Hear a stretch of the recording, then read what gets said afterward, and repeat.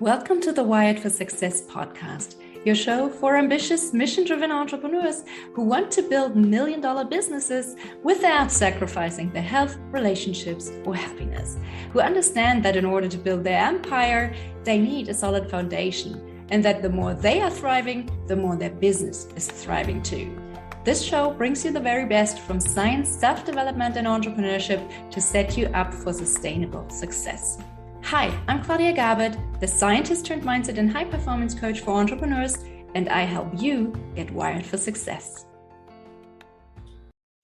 Before we jump into today's fascinating episode, I want to talk about something equally fascinating and crucial for our mental well-being, our brain health. We often talk about physical fitness, but what about the fitness of our brains? How do you get wired for success? Well, that's where a tool like neurofeedback can be super helpful. Imagine being able to see your brain's activity and health improve in real time. It sounds like something out of a science fiction movie, I know, but with the Mandy device, it's becoming a reality. It uses cutting-edge technology to help you exercise one of your most important muscles, your brain. So how does it work? It uses a technology called functional near-infrared spectroscopy to measure blood flow in your prefrontal cortex. That's the area of the brain that is key to functions like focus, decision-making, and emotion regulation. When you wear the Mandy headband, it captures the blood flow dynamics in this region of your brain, mirroring the ongoing brain activity. I've been using Mandy for a while now, and one thing that stands out to me is how much your current state and mood affects your results. It's kind of obvious when you think about it, but it's also really eye-opening to see how different states affect your brain's performance in real time. What's so compelling about Mandy is that it's backed by experts in the field of neuroscience, and I just love that it offers a way to take proactive steps toward better brain health. With its help, you can train your brain much like you might train your body. So when you lift weights, for example, you see your muscles grow, so you know your training is effective. You don't usually get that kind of visual feedback when you train your brain, right? It's a black box and you don't really know if what you're doing is making a difference or not.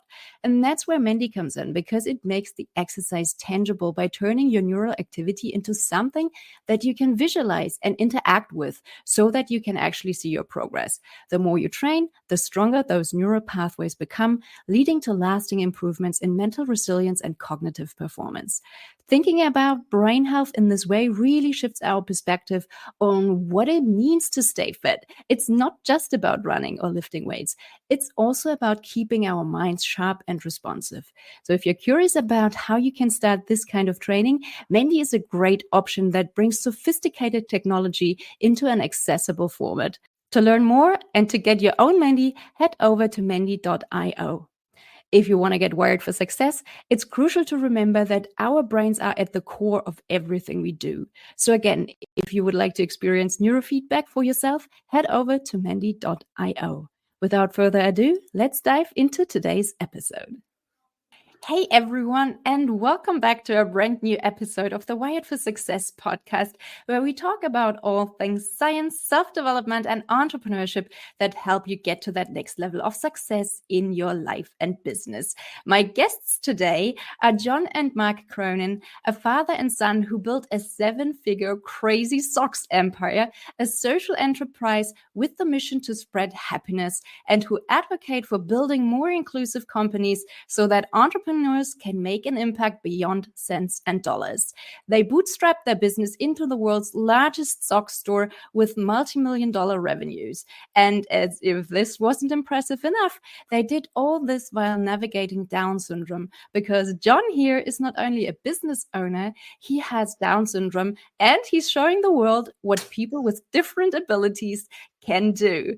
I love it. And I can't wait to hear more about their journey. So welcome, John and Mark, and thank you both so much for taking the time to be on my show today.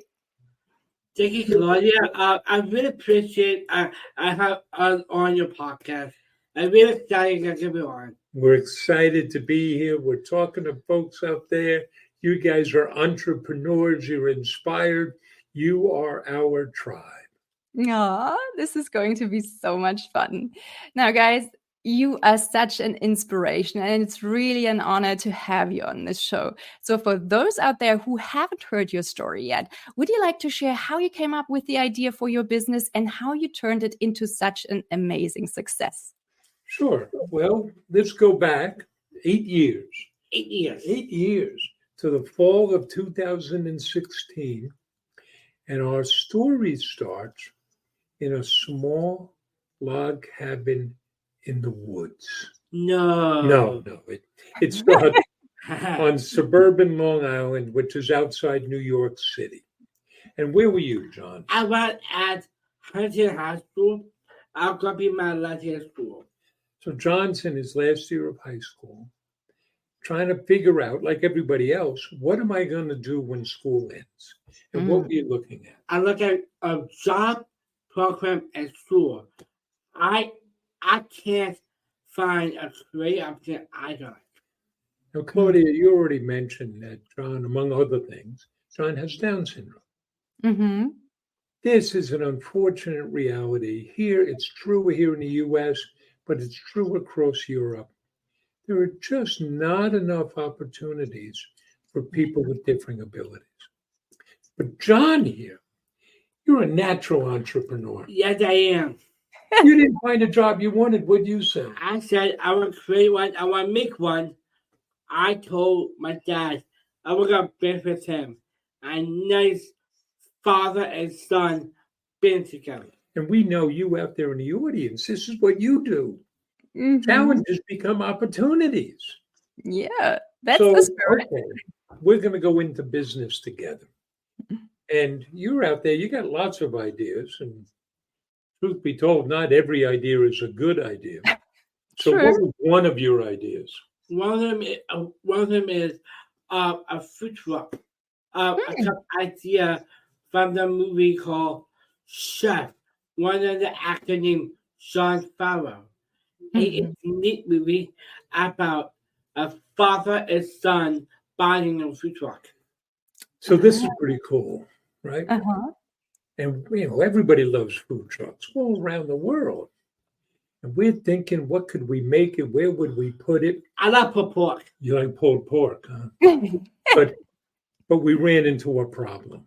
We can't cook. Yeah, we can't cook. Ooh, well, that's a bummer. But then, right before the U.S. Thanksgiving, which is the end of November, John, you had your eureka moment. I did. I want to sell crazy socks. Why socks? It's fun. It's colorful. It's fun. It's colorful. It's creative. It always let me be me. I want crazy socks my whole life. My dad and I trying around looking for those socks. Right. We used to look for these, seek these socks out. So when John suggested that, we thought, well, if he loved these socks that much, surely other people would too. And we could find those people. Yes. So at that point, think out there, you get an idea for business. What is the next thing you do? The traditional thing is stop everything and prepare a business plan. Mm-hmm. That's not what we did. We went the lean startup route. We said, let's get something up and running, and our customers will let us know. So we built, you already had the name. I got a name. I told a website, cover ideas. We built a simple website on the Shopify platform. Mm-hmm. We got a little bit of inventory. The only marketing we did was to set up a Facebook page. And I would take out my cell phone and we made videos. And who do you think was in those videos? Dad, I am. I'm in the video. I talk about socks. Socks, more socks. And we opened in mid-December, not knowing what to expect. But that first day, we got 42 orders. It felt like a flood of orders. Yeah. And most of them were local, which made sense. He was in the high school. We lived in the town of Huntington. We had temporary office space there. So how did we deliver those first orders? A home delivery. We got red boxes. We put the socks in the box. Yes. And you added? I added a chicken about and a bed of a further kids. And we put candy in. We got Hershey's Kisses, a little chocolate, poured them in, loaded up the car. I drove around. John knocked on doors, delivering the socks. And how the customers respond. Customers respond. They love the socks. They want to take a picture with me, the customer, and the box of socks, and share it on social media. A word I get a spread. We had customers ordering again just to get John to come back to their house. And there were funny nights, right? It's December here in New York. It gets dark early. It's cold. We're pulling up in front of a house. John goes in. I see him go inside the house. I'm sitting out in the car in the dark, and it's cold. I'm wondering, where is he? Meanwhile, he's inside drinking hot chocolate, telling stories, taking pictures, having a grand old time. But at the end of that month, really 2 weeks, we had shipped 452 orders. Whoa. We knew we had something. We didn't know how big it would grow. We didn't know how fast it would grow. But we knew we had something. And today, so when we started, we had 37 different types of socks. How many different socks do we have today? Today, we have 4,000 different kinds of socks. Which means John owns the world's largest sock store. Yes, it is. We're not out selling Walmart or Target, or at least not yet. Not we have yet. more choice than anybody else. We've been able to create 34 jobs. 22 of those are held by people with different abilities. We've shipped now almost 475,000 packages to 89 different countries. Our Giving Back program has raised $750,000 for our charity partners. Wow. And you like to say, Just get started. just getting started. This is such an amazing story. Thank you so much for sharing. Now I'm really curious. John, do you have a favorite pair of socks right now? And if so, what's the color and what's the pattern? My favorite pair of socks, I got in a blue, yellow socks. It's down from superhero socks. And who designed those socks? My design and the best part and my favorite. I'm me as a superhero. Your face is on the sock. And the best part, Claudia, back to sock and cape. He added a cape to the back of the sock. That's my favorite pair of socks. That sounds But amazing. you're a different pair every day. Yes. You dress according to what you're doing. Yeah, Claudia, I have a little secret for you. Okay. Every weekend, or only on Saturday and Sundays, and I outside of work, I'm wearing a poop emoji sock. Poop emoji socks. The special poop emoji. Oh, great. So who comes up with all the designs for your socks? So some are your designs, I guess. And what about all the other ones? So when we started, we were only selling other people's socks. Then we started designing some of our own. You designed our first ones. Now we have a whole line of our own socks. We have a design team. John still designs some, but everybody contributes. Everybody here, our customers give us ideas. We run contests because it's all about the choice. So you can personalize things. No one person can design for everybody. Yeah, so we want to have choices so you can find something. If you're out there and you love food, well, we got all sorts of food-based socks. You like beer? We got plenty of beer socks. You're a big hairy guy? We got Bigfoot socks. We got science socks. We got book themed socks.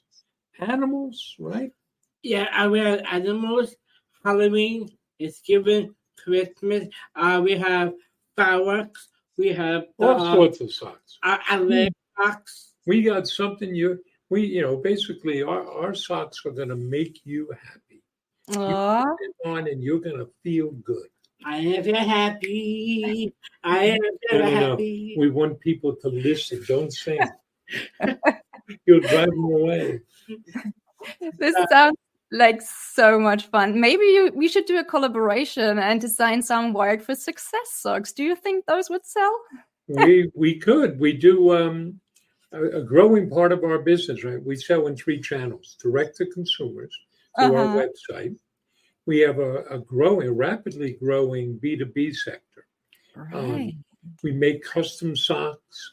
So we've made those for 5,000 pair for Microsoft or Google, IBM, but we also make them for the local attorney and accountant and nonprofits like Special Olympics and Salvation Army, and we do that. We have a gift giving program, a gift packaging program. We have a welcome series that a lot of businesses are liking. Every time they get a new customer, they send us the contact information. We send a welcome kit. We have a charity fundraising program. And then the third channel that we're starting to develop is selling into the retail world, selling wholesale. Okay, that sounds great. Now, your company's mission is to spread happiness. Who came up with that mission and why is it so important to you? Whose idea was it that we would be spreading happiness?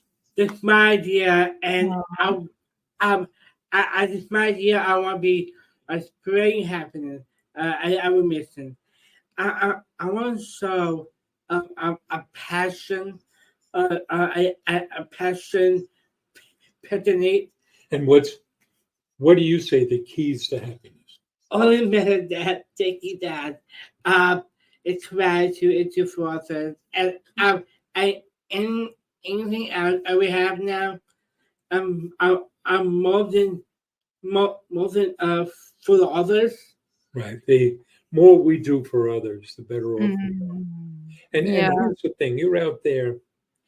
Maybe you participated in a mission statement writing exercise, and if you have, I'm sorry. People come up with these statements that no human has ever said, and then they put it on the wall and pay no attention. Yeah. If it matters, you're going to talk about it every day. If it matters, it's going to drive your budget decisions, your resource allocations, who you hire. It's going to affect everything you do. It becomes your North Star. What Simon Sinek would call your why. Yeah, so important. What is it? What's motivating you? What's driving you to do this? And for us, let's bring a little more joy and happiness to the world. I love that. But part of that, an important part of that for us, is showing what people with different abilities can do. Right. So we start with John. Yes. You have Down syndrome. I have Down syndrome. Down syndrome never held me back. Does not. We don't hide John in the back. You're the face of the business. I am. What a face. I am. Beautiful. And then it's the hiring, but it's more than that. It's what we share in our social media. We welcome people in here. So we host tours and work groups from special education programs. John gives the tours. You've had more than 2,000 people come through. Whoa, that's amazing. Plus now we do virtual ones, so we've reached around the world. We do a lot of speaking engagements. So we're so grateful that you've invited us on your podcast and introduced us to your audience. So you're sitting out there, you get to learn about our story and our business.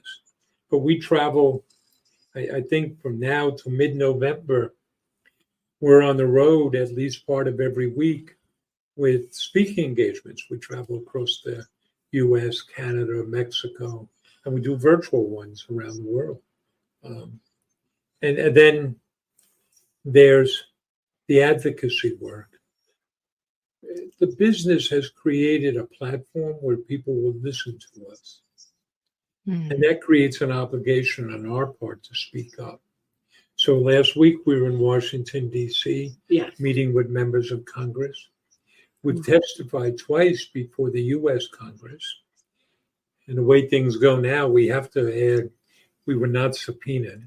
We've spoken twice at the United Nations, We've done 2 TEDx Talks, all to speak up for diversity, for inclusion, for people with different abilities.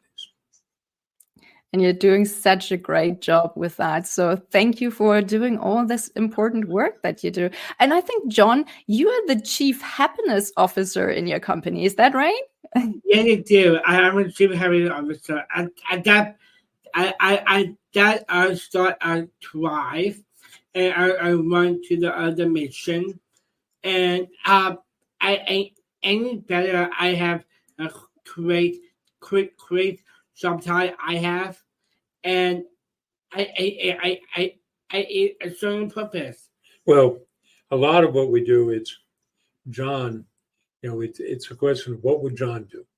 How would John handle this? Yeah. But that comes before, back and, speak to you out there. You're running a business. You got to know your mission, your purpose. You got to know your values. Yeah. They're not real until they cost you money. Until you're willing to give up some revenue because you don't want to chase that money that way. Until you're willing to spend money to pursue your values and your mission.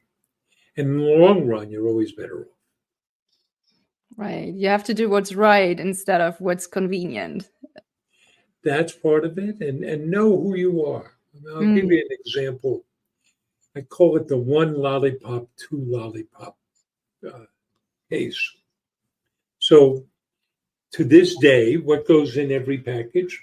Every package, I get a lollipop. You put a thank you note in, Yeah, and you put candy in. Candy, yeah. Because yes, yeah, we do. One of our 5 pillars is we're going to make this personal. We're always focused on customer experience. Mm-hmm. When you get a package from us, we don't just send you socks. You get this bright colored package. Just the outside is going to make you feel better. You open it up, you get your socks, you get a thank you note from John. On the flip side of that is the story of John's crazy socks, and you'll learn about our giving back program. Because when you buy from us, you become a philanthropist. We put candy in every package, and on the packing slip, you see the name and the picture of the person who packed your order. Yeah. So you don't just get socks, you get a dose of happiness. So let's talk about the candy. When we started, what candy were we using? Hershey's Kisses. Hershey's Kisses, which everybody loved, the little chocolate, until the weather started getting warm. And we got the email from the woman in Florida saying, you may not want to send chocolate to the South. So after a couple of experiments, we started putting in Skittles. I don't know if they have Skittles in Germany. Little, fruit-flavored hard candies. We sent out over 300,000 packages of Skittles. And finally, spoke to the right person at the Mars Corporation. They make Skittles and said, we should collaborate. You should become the official candy of John's Crazy Socks. We can cross-promote. And it was very nice and polite. And he said, no, thanks. We already work with the National Football League and NASCAR. We're not interested. So I said, no, we'll go elsewhere. So our Lord of the Socks, and that's the person who runs our warehouse and our fulfillment operation, he found a place with lollipops. Some people call them suckers. And this is great. And we were spending 26 cents US per packet of Skittles. Well, the lollipops cost about 5 cents each. Well, that's great. And we said we'll send out 2 in every package. One for the customer, one to give to a friend. It's part of our way of showing our generosity and our connection with our customer.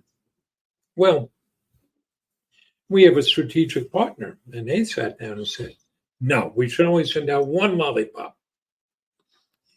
because we'll save more money. And if people complain, then we can change. Now, I understand their insight, but that's not who we are. it's worth the extra 5 cents a package. We don't want to spend money unnecessarily, but we're trying to wow our customers. We're trying to make them feel good. And if I got to explain 1 lollipop versus 2 lollipops, we're not on the same page. So that's just a tiny example. Yeah, it's a lovely sentiment and gesture. Just, it represents your mission of spreading happiness. You're not just making that one customer happy. That person is going to help you spread the love. That's right. And it never ends, and everybody gets involved. I mean, here's another example. One day, one of our happiness packers comes to us and says, we sell socks for diabetics, and then we're sending them candy. What's wrong with this picture? So now we have a supply of sugar-free candy. And if somebody orders diabetic socks, that's what we send them. Much better. It's a matter of paying attention, of who are we? What are we doing? Right. And John, what is it like working with your dad every day and building something so special together? I am very fortunate. I love working with my dad. My dad always believed in me. He gave me. My dad believed in me. He gave me strength, and nothing without my dad.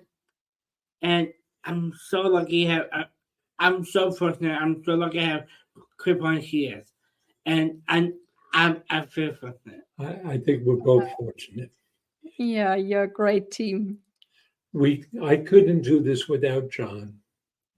And one of the things, and think about it out there in your business. We know what we're about.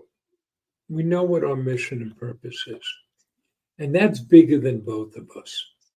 And when you focus on that purpose, all the petty stuff falls away, because that's what matters. Right. And that's pretty good. Now, working in a family business has lots of perks, and your mission and everything. But I guess it can also be difficult working with a family member. So what do you do when you disagree on things?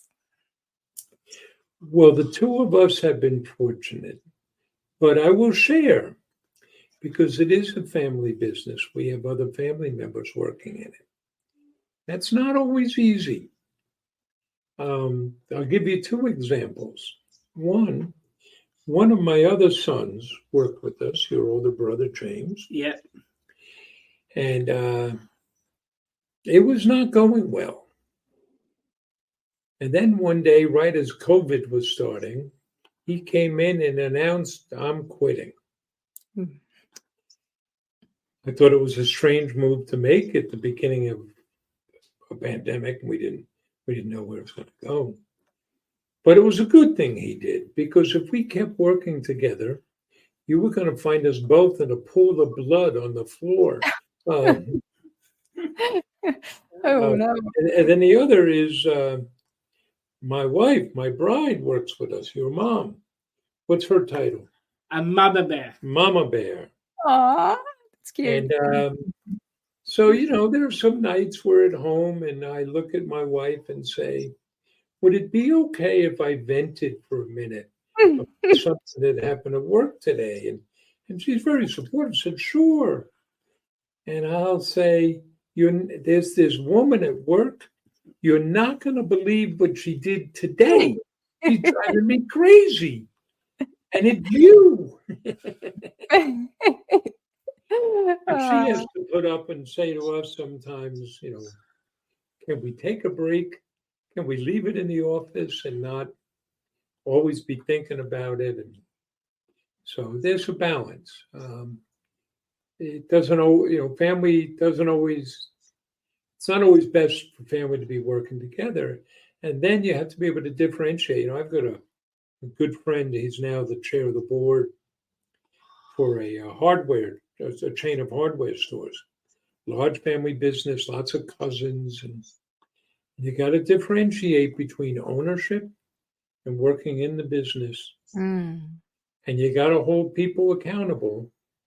My experience is that people working in a family business tend to fall into one of two categories.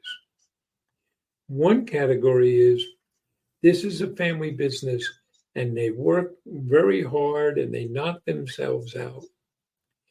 And the other is it's a family business. What are you going to do? Fire me? I can do whatever I want. And that's not a good situation. No, for sure. Now, I really love that you're so focused on building an inclusive business. As you said, over half of your employees have differing abilities.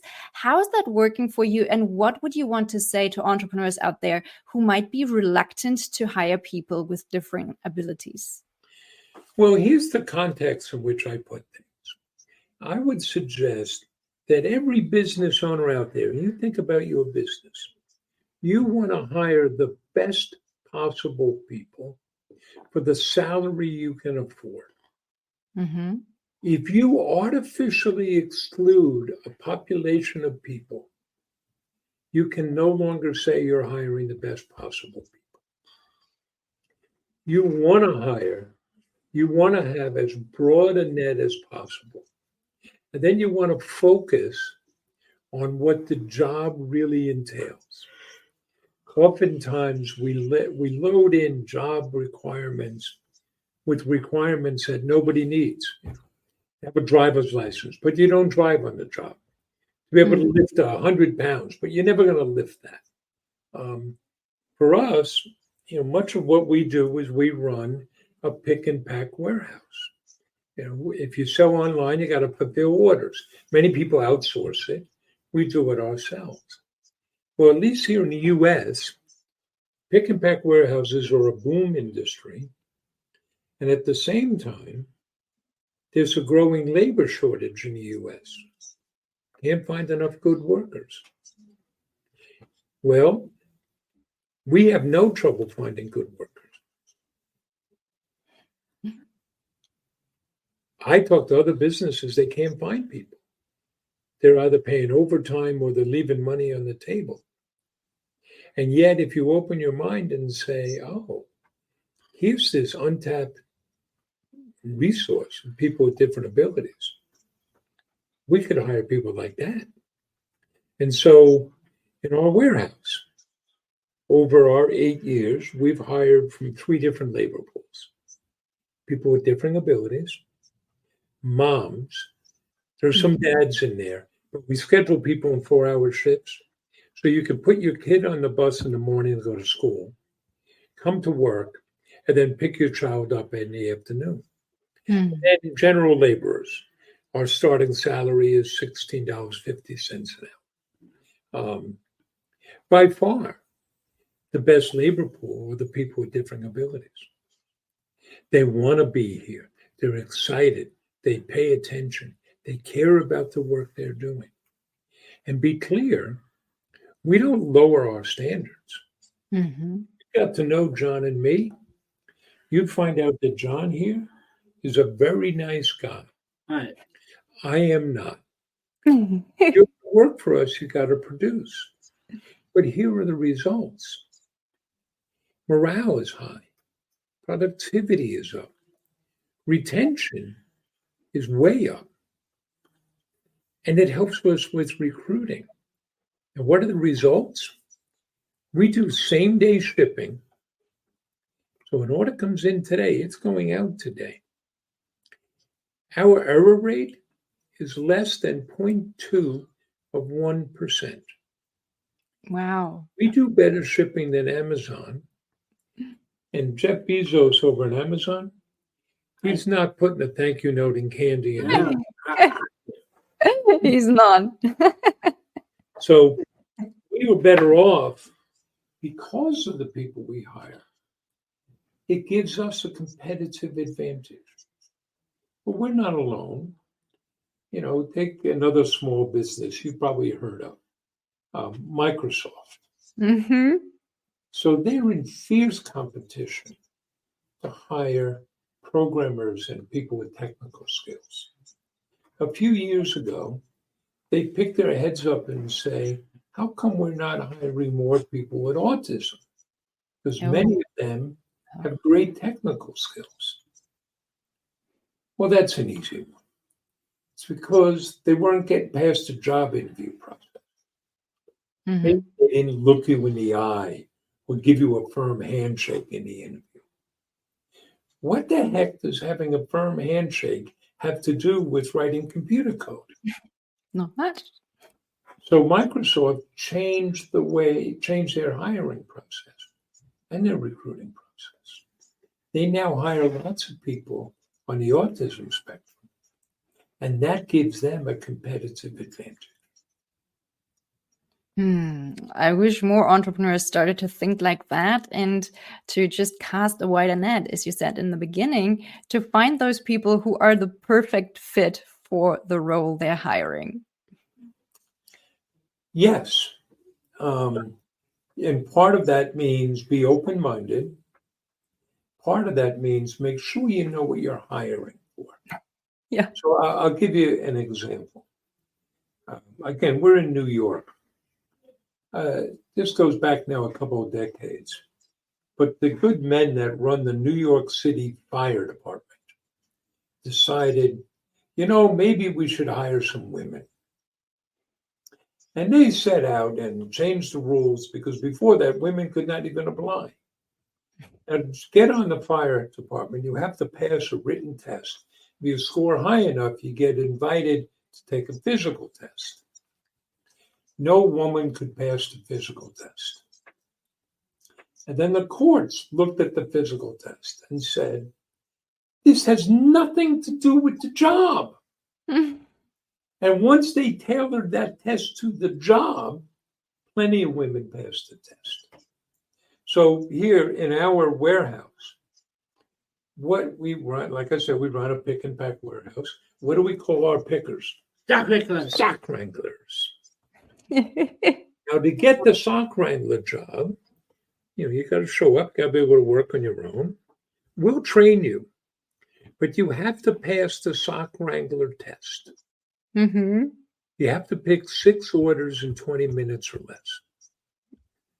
You have to show us you can do the job. Exactly. There's nothing extraneous. You don't have to tell us that you know French, and you don't have to show what you're doing with geometry. If I'm, I'll pick now it's a worldwide sport, right?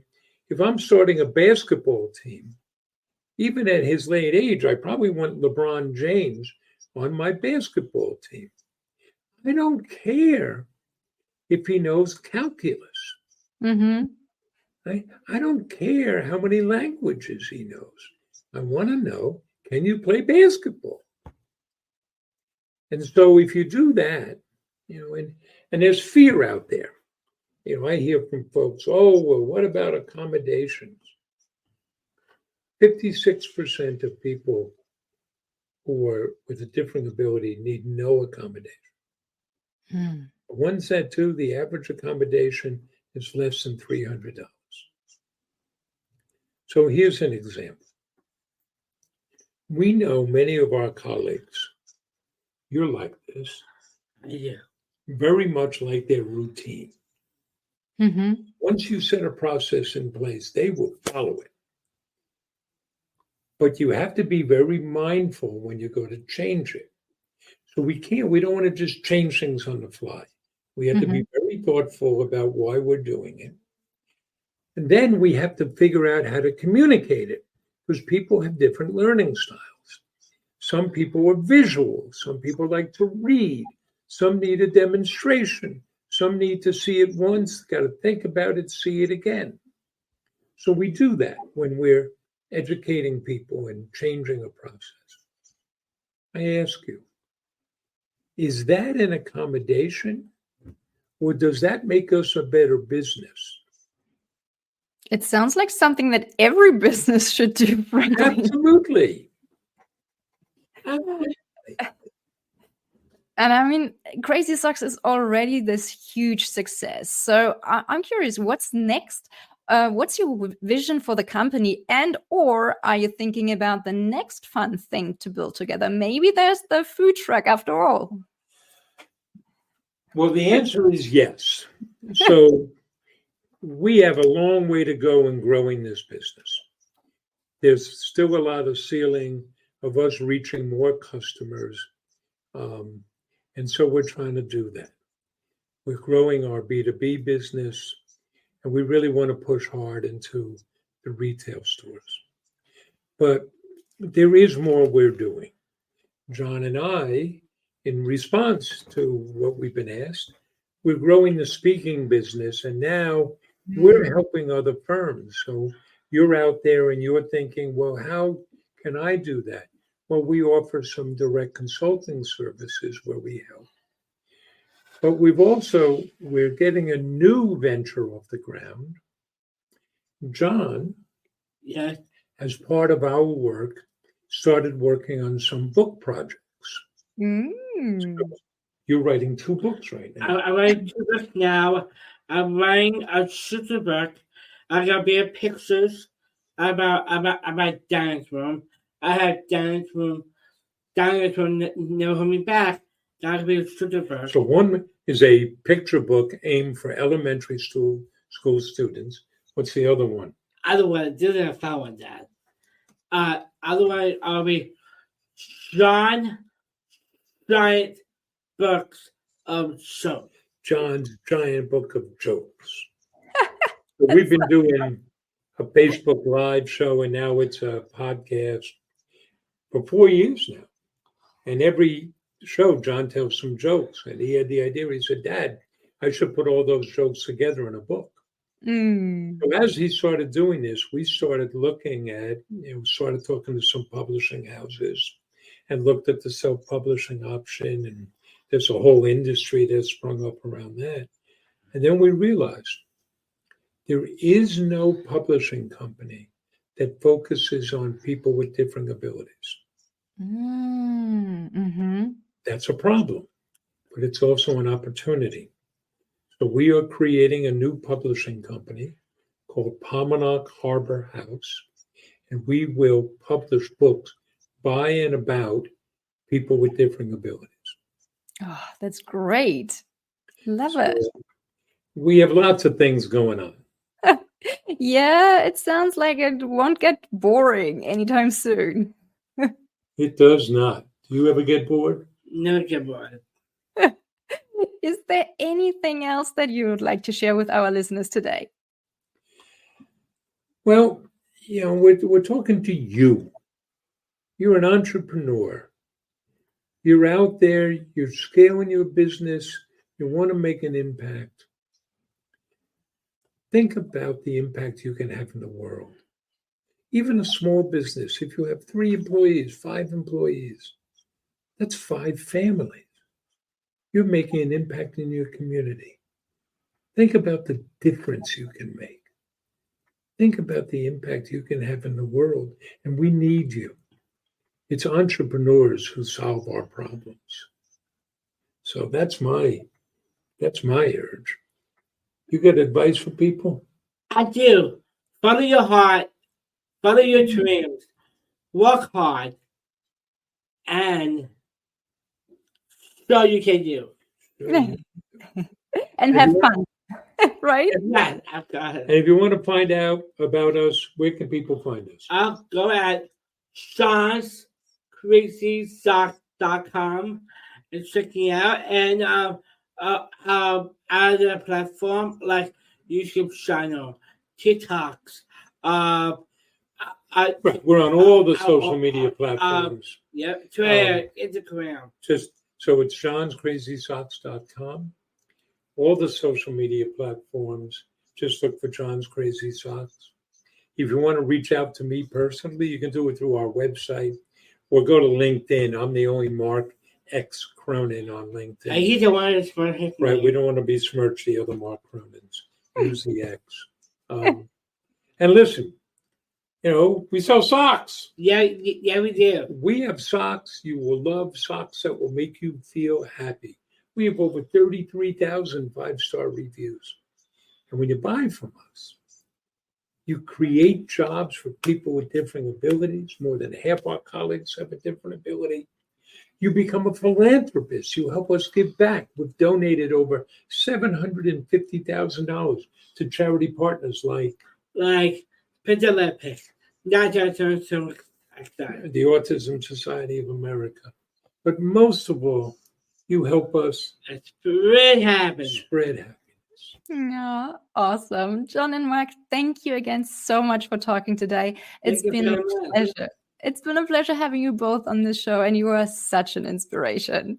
Well, thank you very much, Claudia. So keep up the good work. Take care and talk to you soon. Bye. Thank you so much for listening to the Wired for Success podcast. I hope you've enjoyed this episode. If you did, please take a sec to rate and review my show or share it with a friend. That way you can support the show and help me reach and support other entrepreneurs like yourself as well. If you would like my help to figure out how you can go from overwhelmed and overworked hustler to empowered and confident leader, check out my website at www.wiredforsuccess.solutions and book a free 20-minute strategy session with me. Can't wait to help you get wired for success. Until next time, take care. Bye.